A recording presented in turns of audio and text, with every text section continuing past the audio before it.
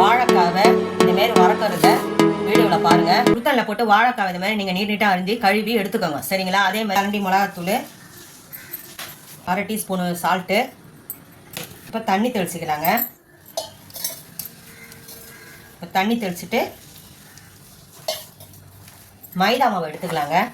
Cornflour மாவு தேவையான அளவுக்கு. கொஞ்சம் தண்ணி தெளிச்சுக்கோங்க.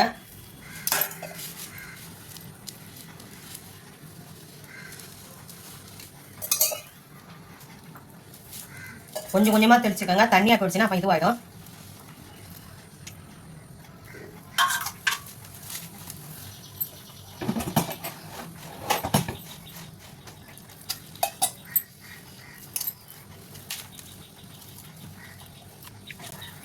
இந்த வாழைக்காவை ஒன்றா போட்டு தவா வச்சுட்டு ஹீட் ஆன உடனே இப்போ நீங்கள் எண்ணெய் ஊற்றிக்கணுங்க. வாழைக்காய் இதுமாரி நீங்கள் ஃப்ரை பண்ணி எடுத்துக்கணும். அது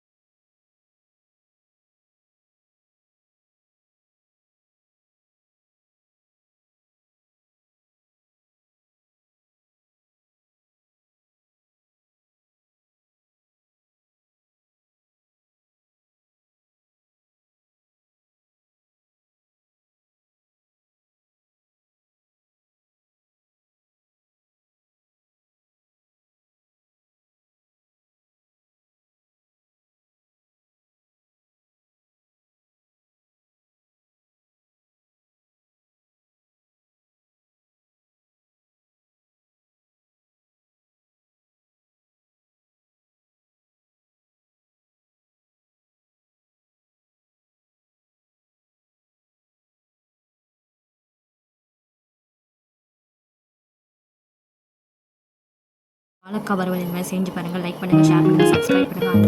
பெல் பட்டனை ஆன் பண்ணி